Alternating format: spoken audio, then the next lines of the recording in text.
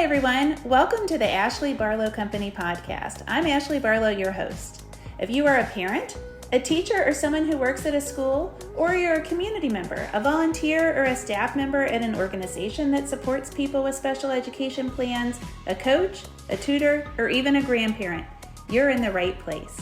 Sit back with an ice-cold glass of lemonade, put on your walking shoes and grab some headphones, roll down the windows and cruise. Ready, set, go. Educate, advocate, collaborate. Welcome back to the Special Education and Advocacy podcast with Ashley Barlow. I'm Ashley Barlow, and I'm so happy you're here. Today, we're going to talk about an advocate's journey.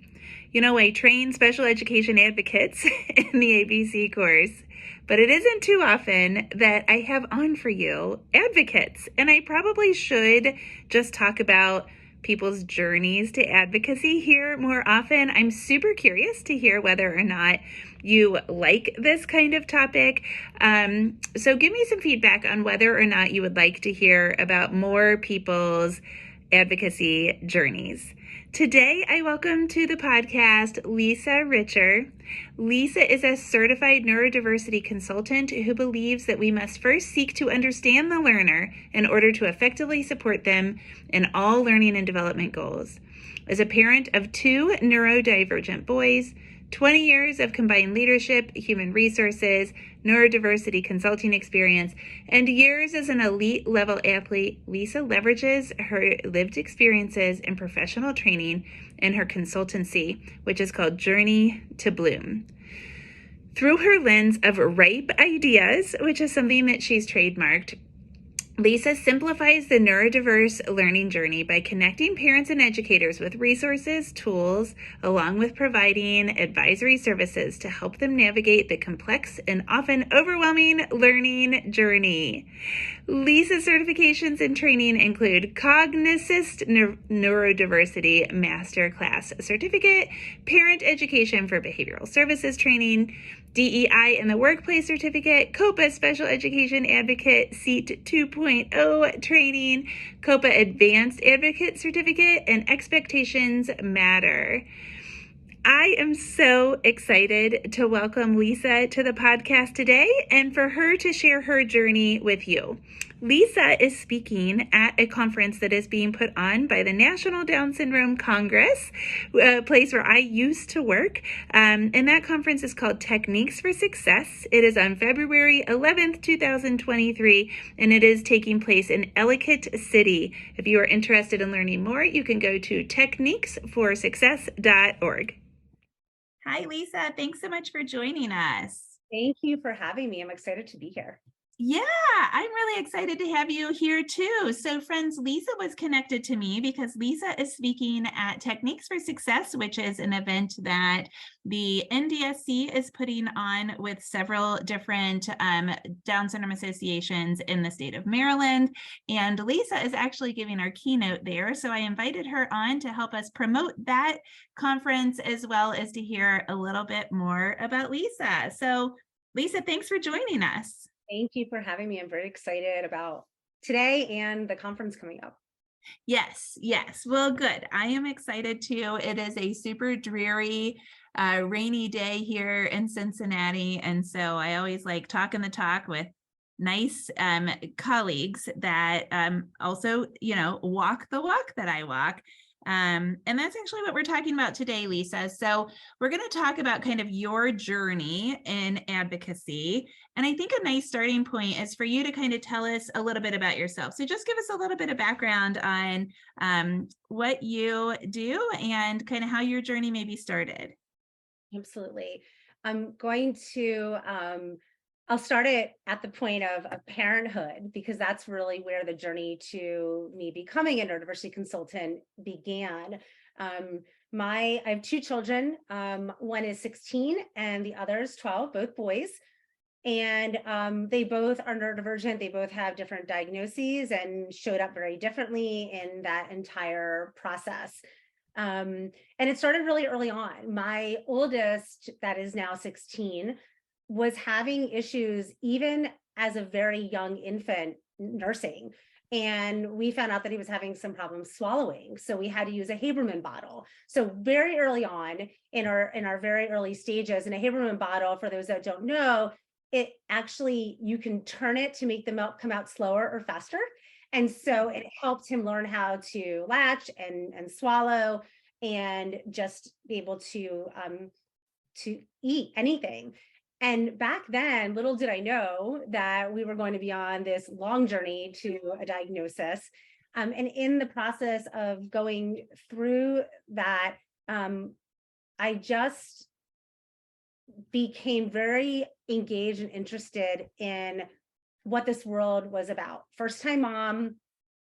I have my own social anxiety. I am undiagnosed, but anybody that knows me, every assessment I've taken says ADHD and highly sensitive person. And I know that if I go in and got a diagnosis, that's what it would be. Yeah. But I also what would you do with that? So what's the point? You just said it. That's exactly, you just took the words out of my mouth. To me, diagnosis and labels don't drive what's going to help. And in the journey with my oldest, we did infants and toddlers, and we were trying to figure out what was going on, and we did speech and language. And then we were told, okay, it's just speech and language. And then time went on, and he was a toe walker and a hand flapper and sensory meltdowns. And then we started OT, and then, you know, the list went on, and with psychologists and all sorts of things, and trying to figure out what was going on with him. So that's, I know, part of my journey. Me as a person, I was an elite level athlete growing up. I was very intense into sports, worked with sports psychologists, competed internationally for the United States for gymnastics in the 80s. And so always been very passionate about things that were passionate to me and that meant a lot to me. And it was through that journey that really my kiddos and their diagnoses eventually that led me to where I am. So I don't know if that answered the question that you were asking me. For sure. Yeah. All over the place as well. So that's something we can pull And so back. how old was your son when he was diagnosed with autism ultimately? My oldest son was diagnosed with autism at 4.5. Young. It was after we were told he has behavioral problems. Some people said it was social skill issues. Some people said it was just fine and gross motor skills.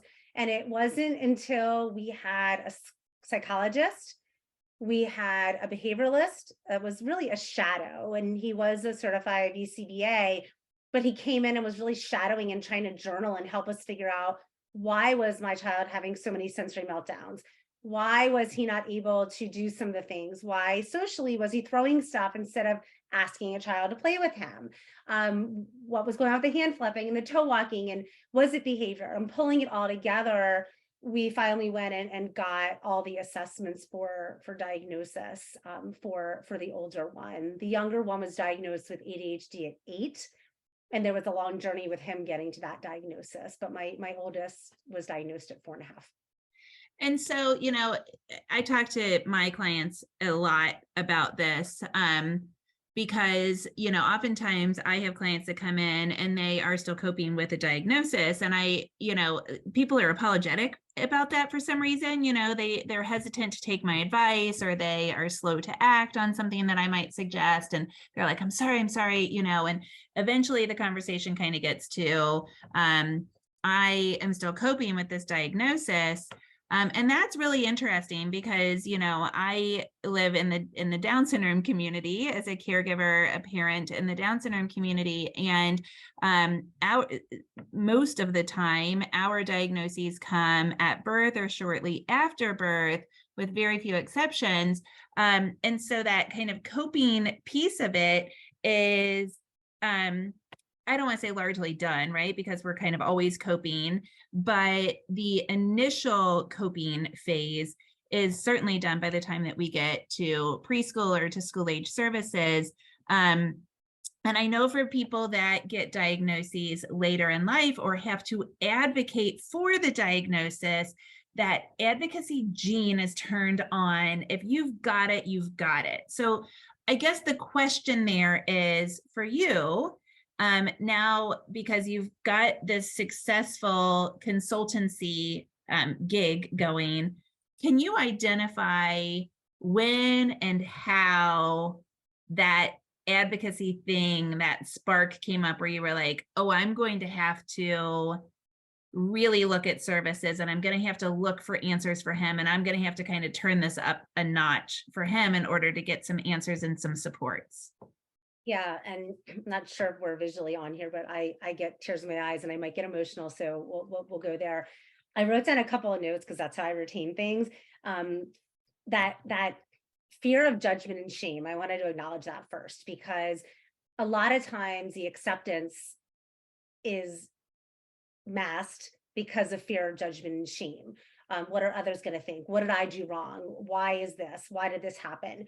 And so acknowledging first that this is happening and then being able to accept it are really core. And I find the same thing about with my clients and even with a lot of people in my family. It was until you can acknowledge it, you're never going to accept it. And there were many people that I actually had to stop talking to for periods of time. So to answer your question, when, for me, it was day one. And I don't know if it was the athlete in me. I don't know if it was just that, they're definitely at the core, I am resilience defined. You are not going to stop me from getting what I can, how I can. And I knew nothing about anything. So people say to me all the time, Lisa, somehow you figure out the unknown unknowns. And that's one of the biggest things that makes my heart sing, like the fact that I can dig down and find those unknown unknowns. Well, in this journey, I was trying to find those unknown unknowns, having no idea where to begin, right? So it started really early on. I was really— I want to ask you something because I have that too. Like, I remember my mom telling me in the hospital that I was going to be the president of Special Olympics. And now here I am working for the National Down Syndrome Congress. But I was like, sorry, Mom, if you listen, somewhat resentful of that because I was like, I don't want that. Like, not that I didn't want, I had this weird coping thing where I was like, okay, cool. I had a lot of acceptance really early on, which I know is not normal and not, well, it's not like the majority of people aren't that accepting that quickly. So I didn't feel resent, but I felt resent that she like was going to put my personality and just jam me into the disability community as a leader. Like I eventually found my path there. Did you have this kind of like clash of your personality, the resilience that's already inside of you, and kind of your destiny, or for you, did it just line up entirely? That's a really great question. I don't think I had any idea this is where I would end up back then. Okay. Because this, was, I guess, about 14 and a half years ago when I really, really dove into it. I knew that early on I was being a part of it. We had our very first pediatrician said she was wonderful. And I think as a first-time parent, it was the beginning of my journey to becoming an advocate, honestly, because she said, go get the infant and toddler assessments done. It can't hurt. She was very open to anything, not shaming, not being nothing against doctors, because doctors are beautiful and wonderful and we need them and I love them. But some doctors that are trained in a very linear path, and this is partly what goes against the grain of what I do, because I think very much outside the box. But if they were trained in a certain way, that fear of the unknown, you don't want to misshare with patients. Like I have a close friend who's a doctor, and we just had this conversation 2 days ago. She said a lot of us in my industry are very hesitant to share their actual thoughts because it can get misconstrued as medical diagnosis or medical something. And I commended her that as a mom of neurodivergent children and as a doctor, she's not afraid to go out on a limb and out of that ledge. So as a person that's not a psychiatrist, that's not a doctor, wasn't any type of certified at that point, I didn't even know if there was a certification. There were just advocates out there that were doing anything. I knew that my child was not going to be put in a square box. Yeah. So where the journey started for me was I used that resilience to start to dig down and uncover. I stopped talking to the people that were saying it'll go away, or why would you need to talk to a psychologist, or why do they need OT, or why this. I worked with a child psychologist with my oldest and my husband, who was trying to come to terms with accepting that this was going on and not blaming himself and not blaming some diagnoses of family members and, and things like, because, oh my gosh, this is in my genes. Like, we go through different phases. Yeah. It was good and bad. I can tell you the first 2.5 years of me going full force with my oldest, I never stopped to process it. Mm-hmm. So because of my resilience, it helped me compartmentalize it for a while.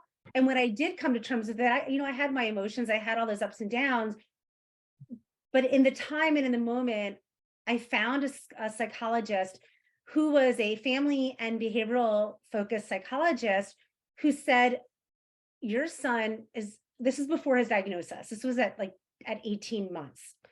I think he seems very intelligent. He's got empathy like I've never seen at a child at 18 months. He's got a lot going on. He's got a lot of sensory issues. What we need to do right now is get him working with me and you and your husband, and we need to get him working with an OT. And we were doing like this brushing therapy, and I can't remember the name of it, but it's a very specific for all the sensory and all the wiring and all the nervous system stuff. So we got him, she got me in touch with an OT. She also got me in touch with a behavioralist that the behavioralist came a year later. The OT started it, and we were working in a school as a preschool. So we had these services that were beginning, and I would talk to her about what's next. She would talk to me about, how are you doing? Mm-hmm. Truly, as a person, how are you feeling? This is a lot on you. And I go, I'm fine, until she broke me down, which was great because she needed to break me down to get me to be able to see I too can have those emotions. Like you, I accepted it really early on. And I was so focused on helping him help himself that I forgot about helping myself. So in the journey, we went through different schools. We went through the behavioralists. We had our psychologist actually ran a social skills program at the preschool that we ended up going to, our second preschool. I didn't know she ran the program there. She gave me the names of a couple of schools, and that was one that we went to, and that was the one we loved the best. And then she told me, oh, by the way, I run a social skills program through this school as well. She didn't want to tell me what to do. She wanted to guide me toward options, which is what I do in the core of my business. I guide people intentionally without direction. And that's what she did for me. She gave me, go ahead. Yeah. And I think that's kind of the next natural question is, so then how did you take the skills that you learned in advocating for your children and figuring out services for your children and putting together this kind of curated group of professionals for your kids? How did you then say, oh, I can do something with this from a business perspective? Like, walk us through kind of that piece of your decision making and that piece of your journey. Yeah, absolutely. So we're fast forwarding post my oldest son's diagnosis of autism and them telling me he would never go to a normal school, along with some other things that I shared with you earlier. We're talking post all of the IEP. Wait, so I'll just fill in that blank because now you're afraid to say it. So Lisa got told like really offensive things when, through this diagnosis process. And I think it's fair to say a lot of us get told really offensive things. I mean, I've had Kayla Shadigan who talks about diagnosis and the medical ethics involved in diagnosis. In the Down syndrome community, oftentimes you are offered termination, you are offered institutionalization, you're offered adoption, and even in ways that are not super respectful or even objective. And so Lisa was told things on diagnosis, things that were completely stereotypical and offensive, including language and that sort of thing that was offensive. Is that fair, Lisa? It's fair. It's fair. And I think it's less, and I appreciate you calling me out on that, because my word of the year is courage. And so that, to not say that. I guess in my mind, I was thinking, is it really relevant? And Yeah, you just yeah. brought up a great point, Well, that's though, because relevant. it's relevant, right? Anything Yeah, that we've been through and what we're feeling is relevant, and yeah. I preach that and work with clients with that. And yet here I was like not sharing that. And yes, but that was another pushing off point for me to go down this journey toward advocacy. You know what's interesting about that? This is what happens when you talk to me as I go on like weird tangents. But I've been through branding processes 3 times for 3 different businesses. And when people present a brand to me, they almost always present a brand that is like sunshine and roses and unicorns pooping rainbows. And then I'm like, oh yeah, that's because of the smile and the blonde hair and the kindergarten teacher thing. So let me take out some of that and let me put in some of this like badass decision making and don't sweat the small stuff that comes with having a kid with a disability, and kind of my sass. And like you, I was an athlete too, and I did not compete for the United States, for the record. But like this type A ADHD-ness of me, and like tell you that I actually like conflict. I like ideological conflict that gets shit done. I sometimes cuss. I like have my kid gave me this bullshit radar that tells me like, that's good, that's bad, I don't have time for it, walk away from it. And so like, I call that my superpower. All of those like hardships end up to be really perspective building and framework shifting. And I love that, but it comes from I have, long story, you don't need to know it now. But I have 4 broken vertebrae in my back that I got in a gasoline explosion. My husband's had cancer. I've had all these things that have kind of brought me that perspective shift. And I think that's what you're talking about. So Absolutely. And not to go into the full story, but my husband's also a cancer survivor. Got diagnosed when my oldest was 8 months old. So that was also something I was holding in when my oldest son's psychologist was like, so how are you really doing? I left that out. That was part of the, how are you really doing? Right. So there was that, there's the diagnoses, there were family members saying, don't worry about it. Don't do this. This will just go away. The behaviors will change. And I grew up in a family where there were behaviors that I would watch and go, what, why are we not dealing with these things? I've gone through lots of therapy and EMDR therapy more recently that has really helped me come to terms with different traumas and people pleasing.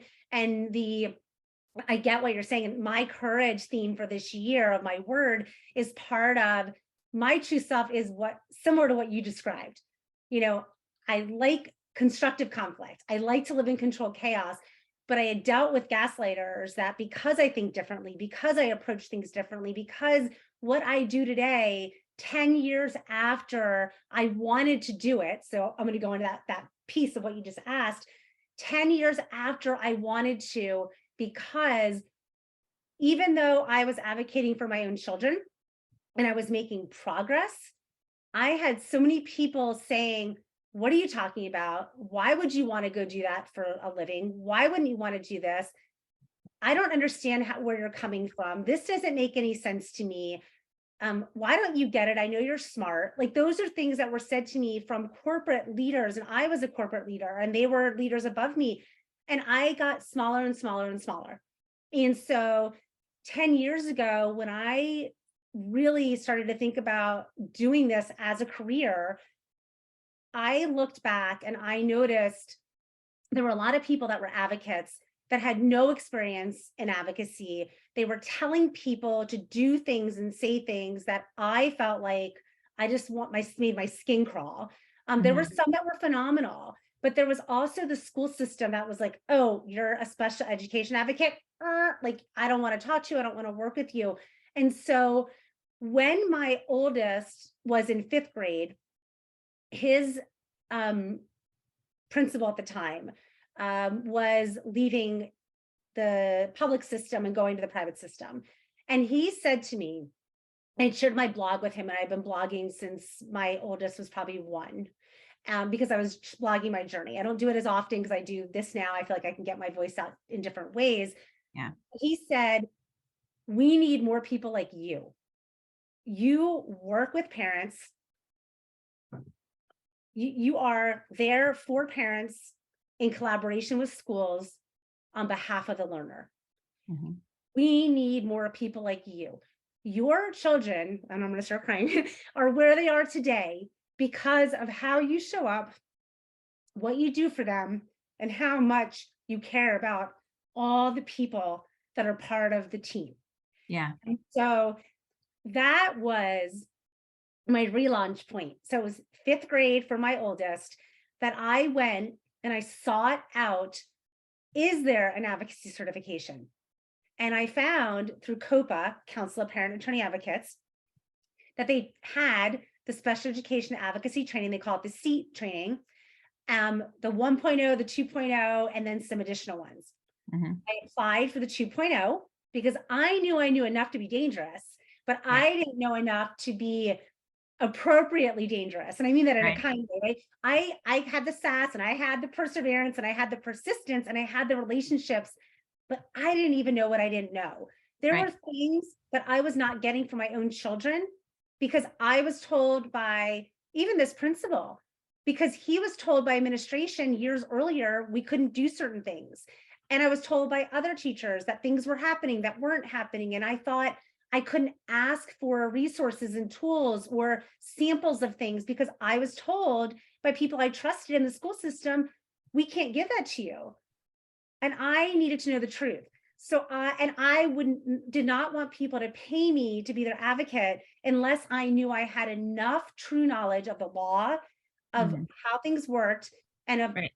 what I knew and I didn't know, and how to utilize them to not just help my own kids, but to help people that were now paying me to do it. So over time, I did it. And we talk about that here a lot. We talk about how really to be a good advocate, parents and advocates need to know special education law, the framework of the law, which is what SEAT 2.0 is really good at. In addition to the content, like how do you actually educate somebody? So, and a lot of us do not have master's degrees in special education. So we are reading books about literacy and about modifying curriculum and about, fill in the blank behavior, whatever it is. And then we also need to have the advocacy strategies and the negotiation strategies in order to sit in those meetings and to have that constructive ideological conflict and to have those conversations that are going to yield effective change. So, your journey is a textbook journey, right? You have the story, you get the passion, you get the experience, you go get the training for the mechanics, and then you become an ever evolving student of all things special education, right? All things special education. I had initially opened my business as Bloom Special Education Advocacy in 2018. In the midst of COVID, I chose to step back, research, and then rebrand based on that research to Journey to Bloom as my business name. And what I call myself now is a Neurodiversity Consultant, because it is all things special ed. And I'm not just an advocate for special ed. There are so many children that don't have a diagnosis, don't have a label, or have been labeled inappropriately, diagnosed maybe inappropriately or not fully diagnosed, and they all still need help. So I help parents through that entire journey. And it really starts with letting go of that fear and judgment, being accepting of what's happening, and then connecting the dots, helping people move through the neurodiverse learning journey. What it could be, and the earlier the intervention, the better, because we don't know what we don't know, and trying to navigate this journey alone. I've been there. I don't ever want another parent to feel the way that I did throughout the first phases of my journey. Yeah. And it's so, Lisa, what I love about this is I have many, many conversations with people that are like, I want to do what you do. I'm so passionate. And my kid's journey is blah, blah, blah. And you meet these people at the COPAA conference and the people talk to you and they talk to me and they talk to other advocates about like, I want to do this. But you can tell there isn't like the knowledge piece of it, the content piece of it. And I always enjoy talking with people that have the passion, but then also go get the training and they continue to learn and continue. For me, it's almost like sometimes I lose the passion. I don't lose the passion for advocating for the students, but I kind of lose my why. sometimes because I get so involved in the mechanics of a case, the behavior issue, the academic goals, the educational placement. And then I kind of like forget about how like, oh my gosh, we're loving the human. And so these conversations that we're having, I think that this can be a very powerful podcast episode because this takes us back to our roots and takes us back to our why and takes us back to the human and the passion that we have for advocating for our children and our clients. And I'm so grateful that you joined us because I think this will be a huge asset to my community.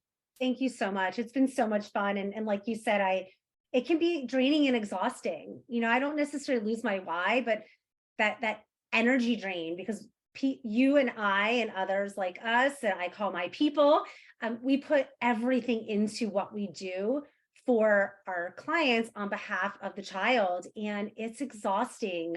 Yeah. It's really exhausting to go through that journey. To me, it's worth every ounce of it when parents and caregivers and even educators are willing to show up and work together on behalf of the child. Yeah, absolutely. Lisa, thank you so much for joining us. I appreciate it. And if anybody's interested in coming to Techniques for Success, again, it's February 11th in Ellicott City, Maryland, and it is being offered by the Down Syndrome Association of Maryland, Friends, and the Down Syndrome Association of Montgomery County in collaboration with the National Down Syndrome Congress. Lisa, we'll see you there. Absolutely. Looking forward to it. Thank you.